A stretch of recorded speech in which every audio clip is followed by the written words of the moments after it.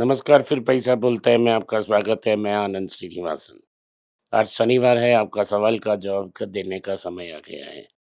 अंकिता जी चेन्नई में नहीं है, किधर भी गई हैं, उधर से हम वीडियो लिंक में संपर्क नहीं कर सकते हैं।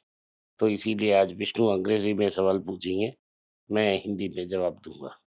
Namaste, namaste, sir. नमस्ते। Sir, first hmm, TCS results is out. Hmm, Q4 results is hmm. out. So how do you see that? So what should we do now? And its P is around 16, 17. Still, it is quite cheap. So how do you see? TCS का ये problem है कि वो industry mature हो चुकी है। इधर से बड़ा ग्रोथ दिखाना बहुत मुश्किल है। 1991 में इंडिया शेयर ऑफ आउटसोर्स लगभग जीरो थी। आज लगभग 33% हो गई है, इससे ज्यादा नहीं हो सकती। जो भी है एआई को यूज करके लोगों को भी कम करेंगे। तो मेरे हिसाब से अगले 10 साल में टीसीएस का जो ग्रोथ रेट होगा वो 5 से 10% होगा। स्पेक्टेक्युलर रिजल्ट नहीं देगा। तो हमें ये देखना चाहिए, इसको नजर रखना चाहिए। तो क्या हो सकता है, कुछ साल 20% आ जाए, कुछ साल 5% है। तो जब जब वो 20% आती है तो उसका पी बाई रेशियो बढ़ जाएगा 25 पर। और जब जब 5% नीचे आता है, 15 तक आ सकती है। तो ये 15 और 25 के बीच में वो करता रहेगा। जब भी ये अभी आज है 16, आप इसको कंसिडर कर सकते हैं, और थोड़ा कम होगा तो और कंसिडर कर सकते हैं। लेकिन इसमें आपको ये रिजल्ट नहीं मिलेगा कि आप 3 गुना 4 गुना पैसा बनाने की सोच रहे हैं, तो टीसीएस स्टॉक नहीं है। Hmm. इस रिजल्ट में 2 पॉजिटिव चीज़ हैं। एक तो ये 14% उनकी प्रॉफिट बढ़ी है, और 3 12 बिलियन डॉलर की बात वो कर रहे हैं। लेकिन अगर आपने इसको एनालाइज़ किया तो कोर कांस्टेंट करेंसी में ग्रोथ में नहीं हुआ है। हुआ है कि इसमें 47% उनकी जो बिलिंग है वो यूएस डॉलर में है, और great Britain pound, British pound और यूरो को मिला के 25-26% है। रुपया ने डॉलर के अगेंस्ट 8% और यूरो और ब्रिटिश पाउंड के हिसाब से और ज़्यादा क्रैक हुई है। सो जो मुनाफा उनको मिल रहा है वो वीक डॉलर से मिल रहा है, ना कि उनकी टर्नओवर की ग्रोथ से। तो ये कितने दिन के लिए सस्टेन होगा हमें पता नहीं। लेकिन ये रिजल्ट अच्छा है। 31 रुपया डिविडेंड मिल रहा है। तो टाटा सन्स को पिछले साल और बेहतर रिटर्न्स मिला था। इस साल उन्होंने कम पैसा ले रहे हैं, 12% कम ले रहे हैं। इसका मतलब है कि पिछले साल 100 रुपया ले रहे थे डिविडेंड, इस साल 88 रुपया दे रहे हैं। तो ये कैश को रहेगा। हर क्वार्टर 15,000 करोड़ का प्रॉफिट कैश फ्लो होगा। टाटा के लिए 72% देगा। थोड़ा कम हो अगर मैं 40,000 से टाटास का शेयर लगभग 30,000 के पास हो रहा है। अगर वो 25,000 26,000 करोड़ ले रहे हैं डिविडेंड में, ये बहुत अच्छी बात है ना। 24-25,000 करोड़ टाटास के लिए भी अच्छा पैसा है। तो ये पैसा डालता रहेगा, ये मूवमेंट रहेगा।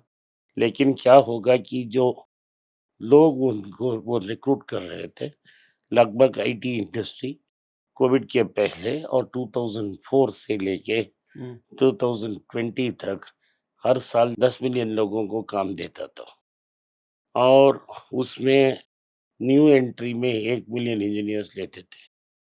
टोटली 1 करोड़ एम्प्लॉयमेंट और 10 10 lakhs lakhs. Every new year recruit. आपको ये पता होना चाहिए कि जो ये काम कर रहे हैं 1 करोड़ आदमी, वो अगले लेवल में 3-4 लोगों के लिए काम देते हैं। जैसे हाउसिंग स्टाफ हैं, सिक्योरिटी हैं, वैन ड्राइवर हैं, कैंटीन यूज़र हैं, जो पेइंग गेस्ट का मालिक है। इन सबको नज़र में रखते हुए 5-6 छोटे-छोटे बिज़नेस सर्विसेज़ उन पे डिपेंडेंट थी। अगर आपने इन लोगों को छुट्टी कर दी, तो वो पिछले जो हर आदमी की 5% है, वो भी छुट्टी हो जाएगी।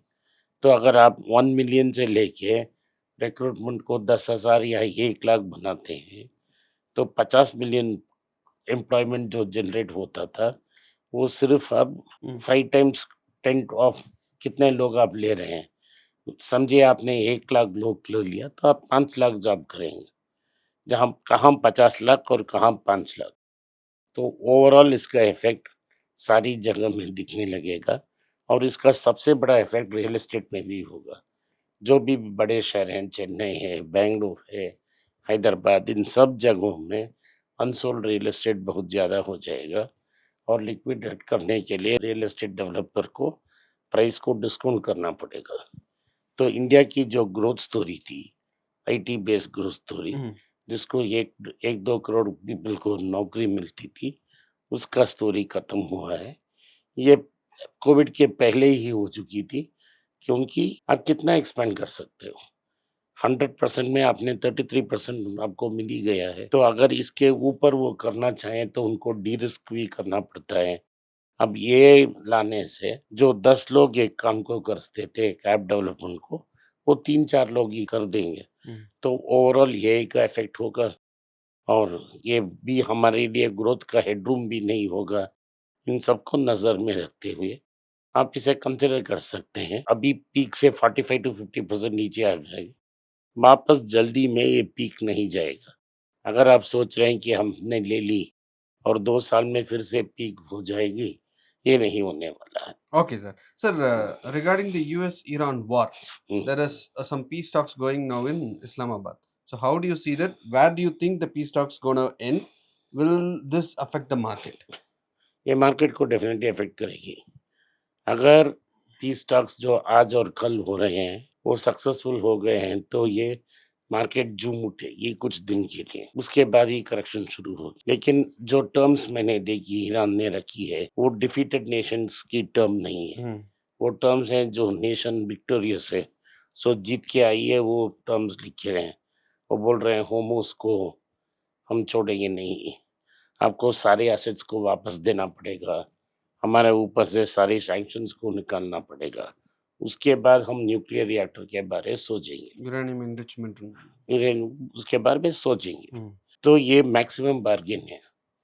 तो कोई ऐसा प्रेसिडेंट नहीं हो सकता जो ये को सबको एक्सेप्ट करे। तो अगर अमेरिकन की डिमांड है, उसके बारे में अभी तक ईरानियंस ने कुछ नहीं बोला है। अभी तक स्ट्रेट ऑफ होर्मुज़ बंद है। स्पॉट और फ्यूचर्स में 40% का डिफरेंस है। जो स्पॉट में $100 में मिल रही है ब्रेंट क्रूड, वो इन एक्चुअलिटी कैश में 135 से लेके $140 पे मिल रही है। आपने ले लिया, तो आपको इधर आना चाहिए ना। वो आने में स्ट्रेट ऑफ होर्मुज़ से ही पार कर आना पड़ेगा। उसको ईरान ने बंद कर ली है। तो हमारे पास बहुत सारे दोस्त नहीं है, हमने सारे को एनिमी बना दिया। तो हमको और हमारा साहब ने उधर जाके प्रेसिडेंट बोल दिया। Okay. तो प्रेसिडेंट से बोला कि this country is my fatherland. तो ये सब देखते रहते हैं लोग और आपको साइलेंट बायकॉट में पुश कर देंगे। तो वही हो रहा है और ये हमारे इकोनॉमी के लिए अच्छा नहीं है। शॉर्ट टर्म गेन होगी, लॉन्ग टर्म में पेन होगी। Okay, sir, a short question and final question of the day. It is like regarding gold. Will that break the floor price? Where can we expect the gold to land? मेरा floor price 12,500 रुपया है। अभी तक floor price गिरने का कोई chance नहीं है। अगर इसको 12,500 को नीचे कट करना है, तो ये सीज़फायर कंप्लीटली फेल होना चाहिए। उसके बाद अमेरिका एक्शन शुरू कर देगी, तब जाके 10 दिन में ये 12,500 को ब्रेक कर पाएगी। क्योंकि रुपी भी वीकन होगी इस समय और गोल्ड भी गिरेगी, डॉलर स्ट्रेंथन होगी, इससे फर्क हो सकता है। लेकिन अगर पीस आ गया, तो गोल्ड ऊपर जा सकती है और फिर भी आपकी मुश्किलें बढ़ सकती हैं। Okay, sir. Thank you. आज के लिए इतना ही। आपने इस पॉडकास्ट को सुना, इसके लिए मैं आपका आभारी हूँ। हो सके तो वीडियो को लाइक कीजिए, चैनल को सब्सक्राइब कीजिए और बेल नोटिफिकेशन दबाएं। इस वीडियो को अपने दोस्त और रिश्तेदार के पास भेजें और उन्हें देखने की आग्रह करें। नमस्कार, धन्यवाद, जय हिंद। अगर आप मुझसे संपर्क करना चाहते हैं, नीचे दिए गए ईमेल में मेल भेजें। मेरी टीम आपके साथ संपर्क करेगी और मदद भी करेगी।